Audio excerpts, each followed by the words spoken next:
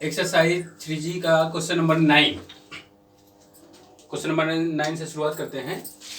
Question है, हमने लिखा है इस पर है कि 30 किलोमीटर चलने में अजीत को अमित से समय 2 घंटे अधिक लगता है। अजीत को अमित से 2 घंटे, यानी अजीत को 2 घंटा ज्यादा लग रहा है अमित से, यानी कि अमित अगर कि 10 घंटा ले रहा है तो अजीत 12 घंटा। इसका क्या मतलब हुआ कि अजीत धीमे चल रहा है, ठीक है, तभी उसको समय ज्यादा लग रहा है। सेकेंड कंडीशन है, यदि अजीत अपनी चाल दुगनी कर दे, जिस चाल से चल रहा था यदि अगर अपनी चाल दुगनी कर दे तो जाहिर सी बात है कि अब अमित से वो तेज चलने लगेगा। तो जब तेज चलने लगेगा तो समय उसको कम लगेगा अमित की अपेक्षा, तो अमित से 1 घंटा कम समय लगेगा, ये कह रहा है। तो उनकी चाल ज्ञात कीजिए। उनकी मतलब दोनों की। उसकी कहता तो हम लोग अजीत की बात करते, लेकिन उनकी कहा तो दोनों। तो दोनों की चाल ज्ञात करनी है तो दोनों को चाल हम मान लेते हैं। माना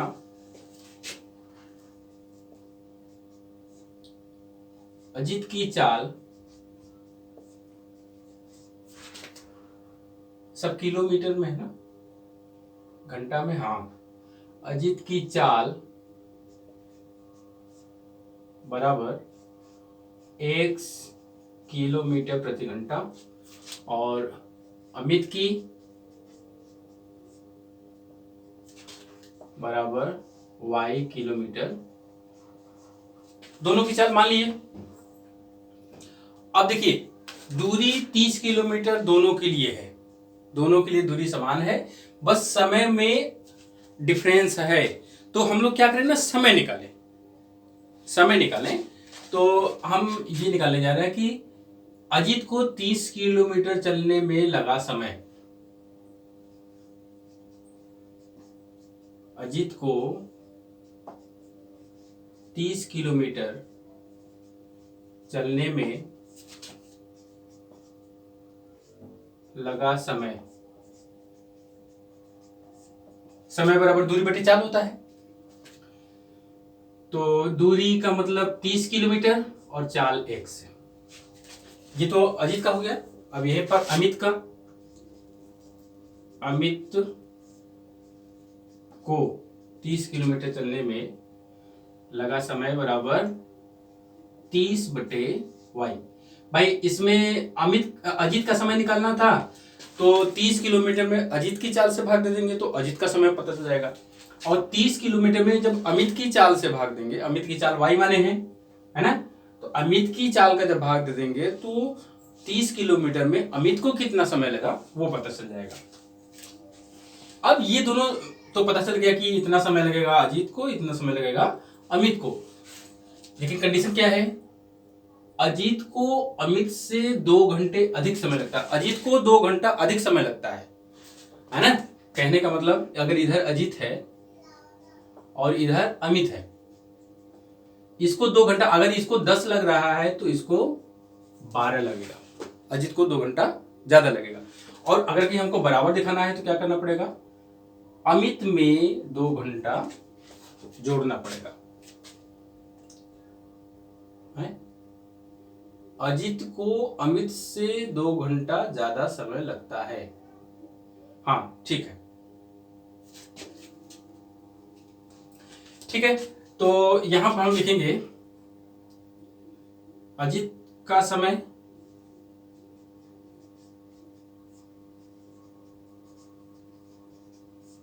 बराबर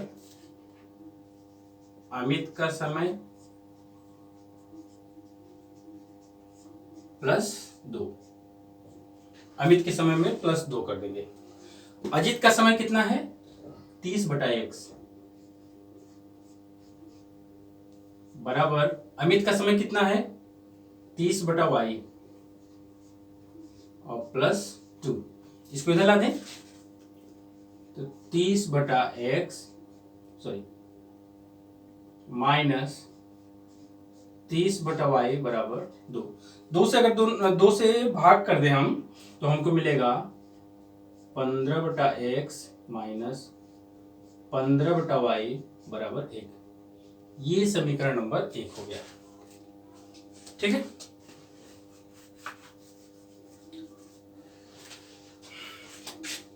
अब सेकंड कंडीशन क्या है, यदि अजीत अपनी चाल दुगनी कर दे तो उसे अमित से 1 घंटा कम समय लगेगा। अब जब चाल दुगनी कर दे रहा है, देखिए फिर वही करेंगे, अजीत और अमित। अजीत जब अपनी चाल दुगनी कर दे रहा है तो इसको समय कम लग रहा है। अगर कि इसको 10 घंटा लग रहा था तो अब इसको 9 घंटा लगेगा, 1 घंटा कम लगेगा अजीत को।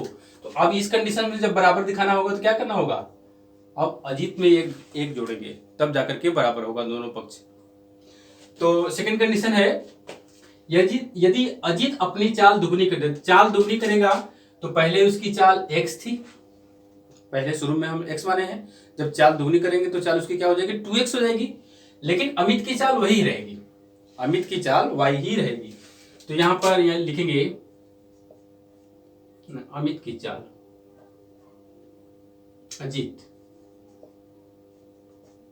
अजित की चाल दुगनी होने पर लगा समय बराबर दूरी बटे चाल, ऐसे। और अमित की चाल नहीं, अमित को लगा समय,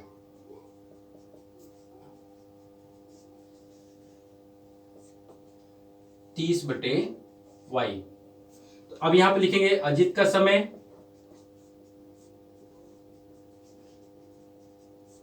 बराबर थोड़ा सा अमित का समय। हाँ देखिए किसमें जोड़ना था, अजीत में जोड़ना था ना, अजीत में जोड़ेंगे। तो अजीत का समय कितना है, 30 बटे 2x, 30 बटे 2x प्लस 1 बराबर अमित का समय कितना है, 30 बटे y, है ना। अजीत के समय में एक जोड़ दिए थे तब जाकर के वो अमित के समय के बराबर हुआ था। इसको मिटा देते हैं, ये तो हम लोग समझने के लिए किए थे। तो 1 को उधर ले जाएं, ये तो कट जाएगा। तो यहां पर हो गया 15 बटा x माइनस 30 बटा y बराबर -1। ये समीकरण नंबर 2। अब देखिए बटे में x है, बटे में y है, यहां पर भी बटे में x बटे में y है, और रैखिक समीकरण बनाने के लिए नहीं कर रहा है, ठीक है। रैखिक समीकरण जब बनाने के लिए नहीं कर रहा है तो हम लोग डायरेक्ट इसको हल कर सकते हैं। ये हम लोग ना यहां पर थोड़ा सा इसको यही रहने दें, 30, ऐसे गुणा नहीं करना पड़ेगा, ऐसे गुणा नहीं करना पड़ेगा, सीधे 30 बटे वाई है, 30 बटे वाई है। तो क्या करें ना, समीकरण 1 में से 2 को घटाने पर, यानी कि 1 माइनस 2 से, 1 माइनस 2 से, तो 30 बटे x माइनस 30 बटे y बराबर 2, और 15 बटे x माइनस 30 बटा y बराबर -1। तो ये माइनस प्लस प्लस, तो ये तो घटेगा, तो 30 माइनस 15 बटा x बराबर 3, x उधर 3 बटे में, 15 बटा 3 बराबर x, दिस इंप्लाइज x बराबर 5 किलोमीटर प्रति घंटा। x यानी कि अजीत की चाल 5 किलोमीटर प्रति घंटा पता निकल गया। अब x का मान समीकरण नंबर 1 में रख दें, x का मान समीकरण 1 में रखने पर, ठीक है। तो 30 बटे x का मान 5 माइनस 30 बटे y बराबर 2, ये तो ये काट देंगे तो हो जाएगा 6 को उधर भेजें, माइनस 30 बटे y बराबर 2 माइनस 4, सॉरी 6, तो -30/y बराबर -4, माइनस माइनस खत्म, y को उधर करेंगे तो 4 में आ जाएगा, 30/4 बराबर y, तो y बराबर 4 7 28 7.5 और x बराबर 5। अच्छा देखिए, जगह नहीं है तो मैं नहीं लिख रहा हूँ, अतः लिखना पड़ेगा। अतः अजित की चाल 5 किलोमीटर प्रति घंटा, अमित की चाल 7.5 किलोमीटर प्रति घंटा, ये होगा। तो ये आंसर हो जाएगा। आंसर अभी एक लाइन और लिखेंगे नीचे। अतः अजित की चाल 5 किलोमीटर प्रति घंटा और अमित की चाल 7.5 किलोमीटर प्रति घंटा, ये हो जाएगा।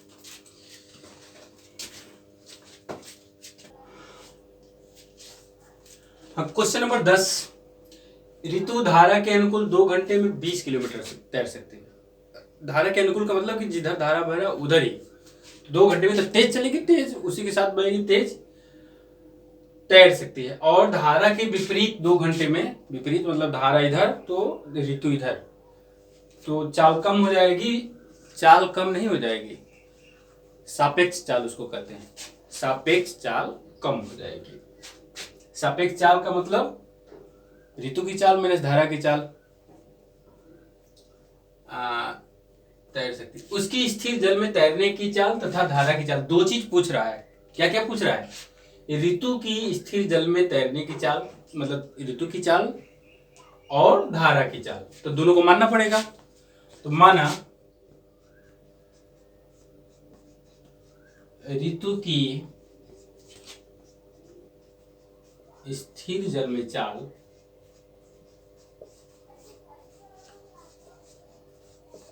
सब किलोमीटर घंटा में है ना, चाल बराबर x किलोमीटर प्रति घंटा, और धारा की चाल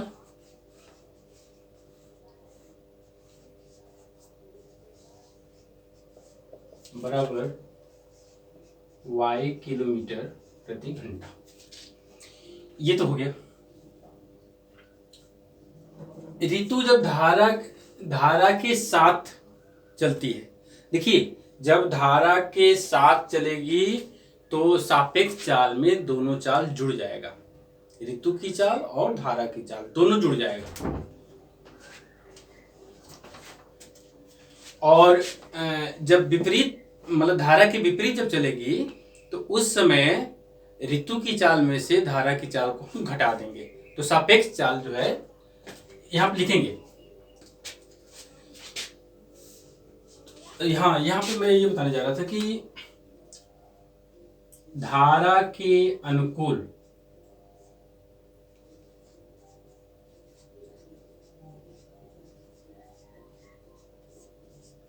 सापेक्ष चाल बराबर x + y किलोमीटर प्रति घंटा हो जाएगा। दोनों चाल जुड़ जाएगा तभी तो वो तेजी से तैरना शुरू करेगी। और धारा के विपरीत सापेक्ष चाल बराबर x माने है ऋतु का ना, ऋतु की चाल में से धारा की चाल को घटा देंगे। ऋतु की चाल में से धारा की चाल क्यों घटा रहे हैं?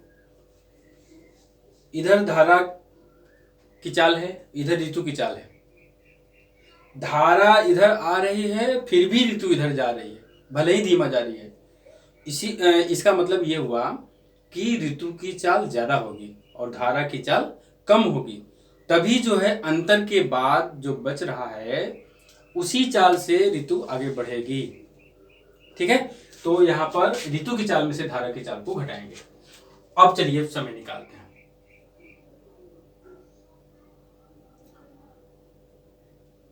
तो देखिए समय दिया हुआ है और दूरी दिया हुआ है, तो चाल सापेक्ष चाल है ये। तो 20 किलोमीटर अनुकूल मतलब धारा के अनुकूल चलने में लगा समय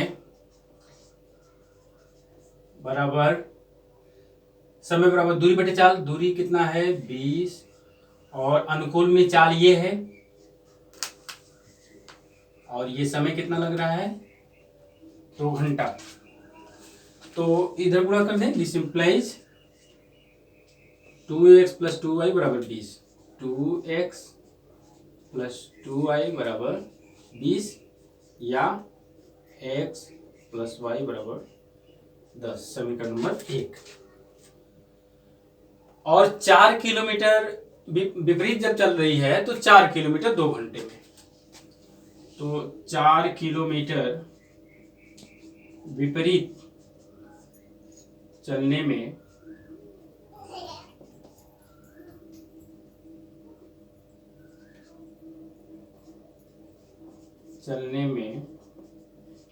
लगा समय बराबर 4 किलोमीटर दूरी और समय x माइनस वाई। और 2 से इसको काट दें, यानी कि हो गया x माइनस वाई बराबर 2। अब यहाँ पे देखिए माइनस वाई प्लस वाई जोड़ दें या घटा दें तो भी, तो 1 प्लस 2 से प्लस वाई बराबर 10 और x माइनस वाई बराबर 2 जोड़ेंगे, जोड़ने पर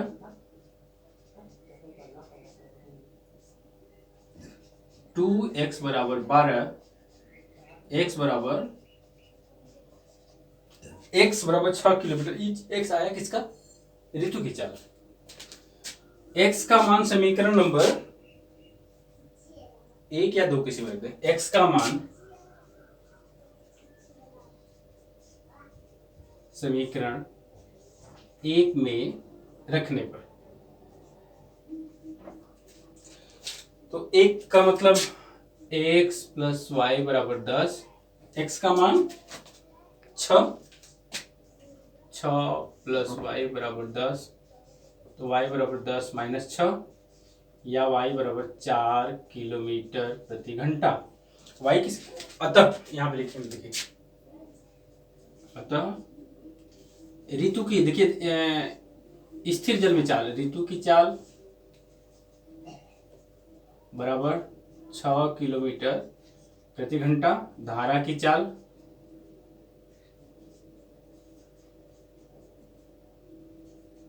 4 किलोमीटर प्रति घंटा। ये आंसर।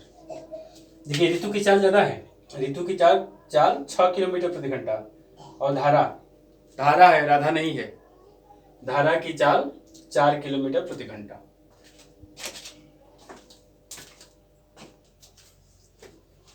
हाँ देखते हैं क्वेश्चन नंबर 11। एक भिन्न 1/3 हो जाती है जब उसके अंश से 1 घटाया जाता है, यानी कि एक भिन्न है, भिन्न को हम लोग x/y मानते हैं, तो अंश से 1 जब घटा दे रहे हैं तो वह 1/3 के बराबर हो जाती है, और हर में जब 8 जोड़ दे रहे हैं तो वह 1/4 हो जाता है। तो वह भिन्न ज्ञात कीजिए। तो भिन्न को पहले हम लोग मान लें, मान करके हम लोग बहुत काम निकाल लेते हैं गणित में। माना भिन्न x/y है, माना भिन्न x/y है, तो पहला शर्त है कि अंश से 1 घटाया जाता है तो वह 1/3 हो जाती है, यानी x में से 1 घटा दिया जाए, अब बटे में तो वैसे ही रहेगा, तो यह 1/3 हो जाती है। 3 का इधर गुणा, y का इधर गुणा, इधर हो जाएगा 3x - 3 बराबर y को इधर, 3 को इधर, 3x - y बराबर 3, समीकरण नंबर 1। सेकंड कंडीशन है कि हर में अगर 8 जोड़ दिया जाए तो वह भिन्न 1/4 हो जाता है, यानी कि x बटे में y, हर y है, इसमें 8 जोड़ दे रहे हैं तो पूरा भिन्न जो है 1/4 के बराबर है। 4 का इधर गुणा, इसका इधर, तो 4x बराबर y धन 8, y को इधर, 4x माइनस वाई बराबर 8, माइनस वाई बराबर है, घटा दें तो 1 -2 से क्या हो जाएगा, 3x माइनस वाई बराबर 3 और 4x माइनस वाई बराबर 8, माइनस प्लस माइनस, -x बराबर -5, x बराबर 5 हो गया। x का मान समीकरण नंबर 1 में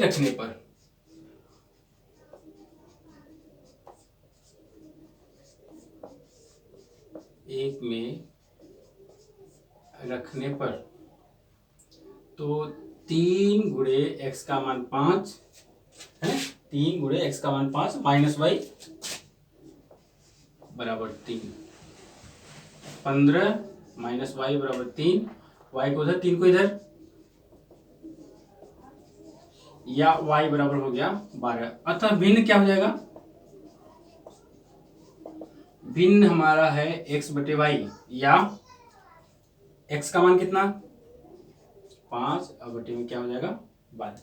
चेक करना चाहे तो चेक कर सकते हैं, अंश में से 1 घटा दें, 5 में से 1 घट जाएगा तो 4, 4 बटे 12 काटेंगे तो 1 बटा 3, ये हो गया। हर में 8 जोड़ रहे हैं, 12 में 8 जोड़ देंगे तो कितना हो जाएगा 12 8 20, 5 बटे 20 काटेंगे तो 1 बटे 4 हो जाएगा।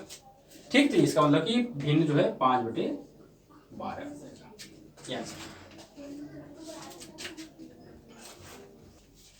क्वेश्चन नंबर 12, पिता और पुत्र की वर्तमान आयु का अनुपात 5:2 का है।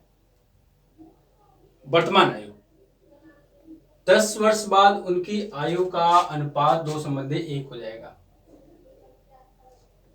दोनों की वर्तमान आयु ज्ञात कीजिए, दोनों की वर्तमान आयु ज्ञात कीजिए पूछ रहा है, तो दोनों का हम मान लेंगे। माना पिता की वर्तमान आयु बराबर x वर्ष और पुत्र की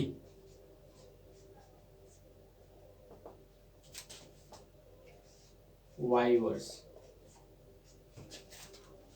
ये हो गया।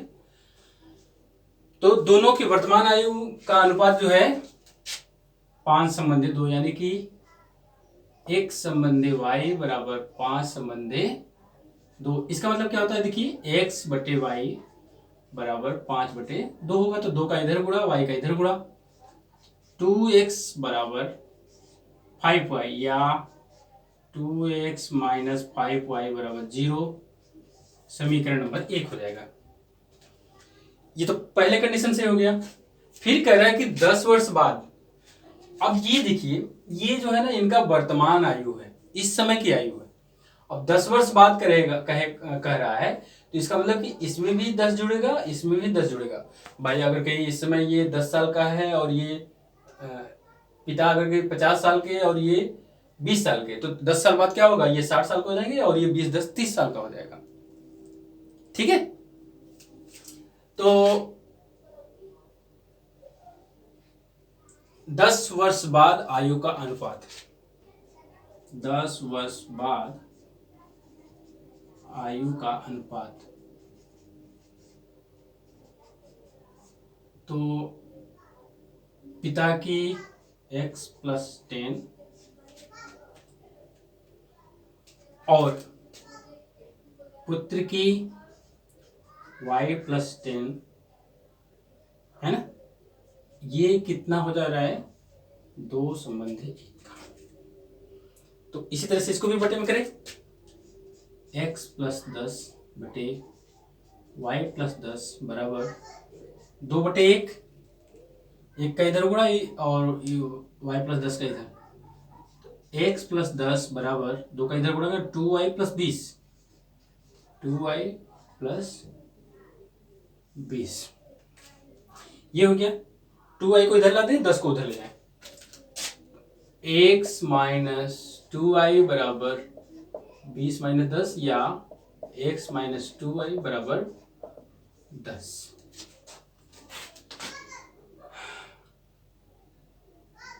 अब अगर कि देखिए y को गायब करना होगा तो इसमें 2 का, इसमें 5 का गुणा करना पड़ेगा। x को गायब करते हैं, इसमें 2 का गुणा करके समीकरण 1 में से घटाने पर लिखेंगे क्या? समीकरण 2 में 2 से गुणा करके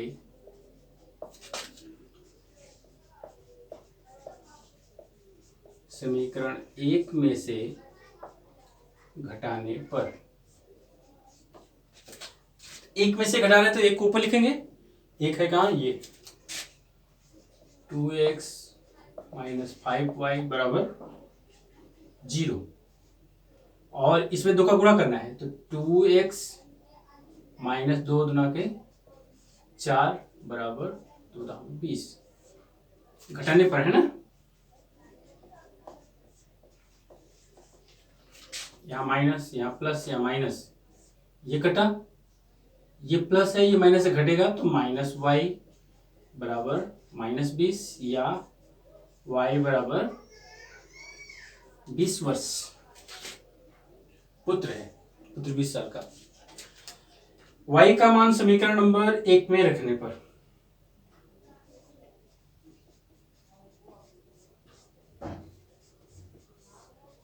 एक में रखने पर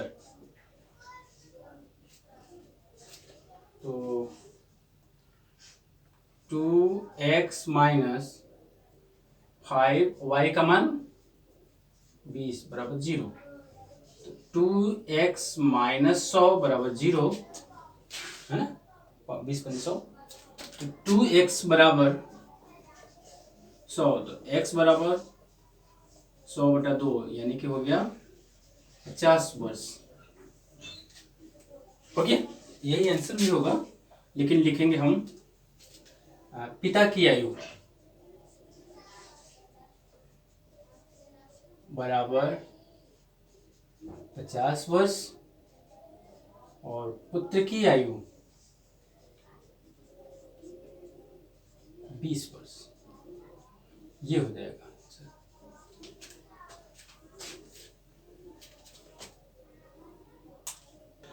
क्वेश्चन नंबर 13 है, 5 वर्ष बाद जैकब की आयु जैकब की आयु उसके पुत्र की आयु से 3 गुनी हो जाएगी। अगर कि वर्तमान आयु जैकब की और उसके पुत्र की पता हो तो 5 वर्ष बाद, यानी कि जैकब की उम्र में भी 5 जोड़ देंगे और उसके पुत्र की भी उम्र में 5 जोड़ देंगे, तो जोड़ने के बाद जो जैकब की आयु आएगी पुत्र की आयु की 3 गुनी हो जाएगी। तो सबसे पहला काम हम लोग मान ले, माना जैकब की वर्तमान आयु बराबर x वर्ष और पुत्र की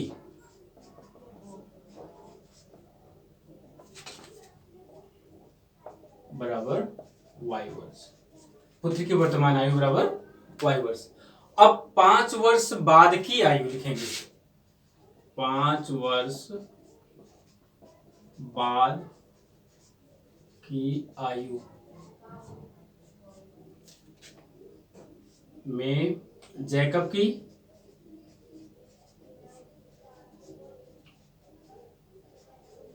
बराबर x + 5, पुत्र की बराबर y + 5। ये तो 5 साल बाद उनकी उम्र होगी, लेकिन इसमें अनुपात कर रहा है कि जैकब की आयु अपने पुत्र की आयु की 3 गुनी हो जाएगी। अब 3 गुनी हो जाएगी तो किसमें गुणा करेंगे? पुत्र की आयु में 3 का गुणा करके तब बराबर करेंगे। क्या हो जाएगा देखिए, x + 5 बराबर 3, y + खोल दे इसको ब्रैकेट को, x + 5 बराबर 3y + 15, 3y को उधर 5 को उधर, x - 3y बराबर 15 - 5 या x - 3y बराबर 10। समीकरण नंबर 1 हो गया। सेकेंड कंडीशन में करें, 5 वर्ष पूर्व जैकब की आयु, अच्छा ये तो 5 साल बाद का था ना, तो हम लोग प्लस किए थे, और 5 वर्ष पूर्व अगर कहेगा तो घटा देंगे। ठीक है, तो 5 वर्ष पूर्व,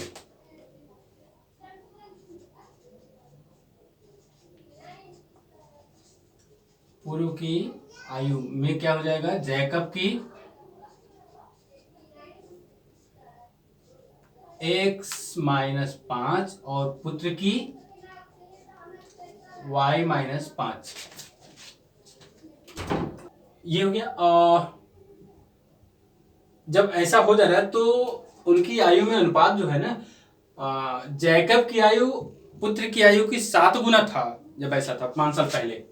तो कहने का मतलब क्या हो गया, x-5 y-5 के 7 गुने के बराबर था। तो ब्रैकेट खोल दें, x-5 बराबर 7y-35, y को इधर, 7y को इधर और 5 को उधर, x-7y बराबर -35 और +5 हो जाएगा, ये माइनस उधर जाएगा तो प्लस हो जाएगा, x-7y बराबर -30।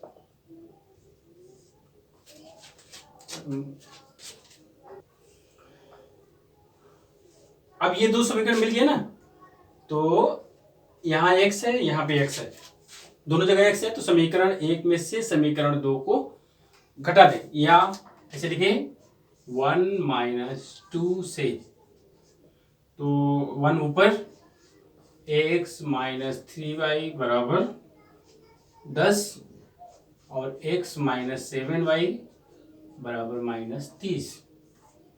घटाने पर यहाँ माइनस, यहाँ प्लस, यहाँ पर प्लस, x कट गया तो प्लस इसमें से घटेगा ना, 4y बराबर 40, तो y बराबर कितना हो गया, 40/4 बराबर 10 वर्ष। y किसका है, पुत्र, पुत्र 10 वर्ष का। y का मान समीकरण नंबर 2 में रखने पर,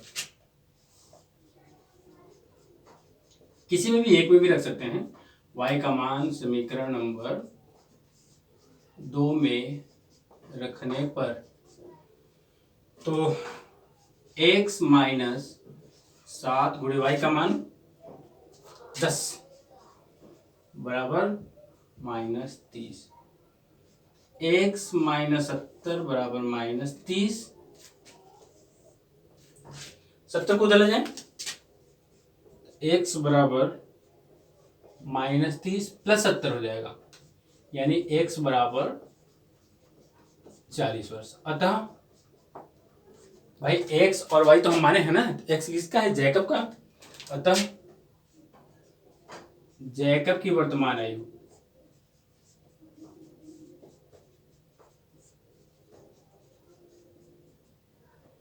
40 वर्ष और पुत्र की बराबर 10 वर्ष। ये हो जाएगा आंसर।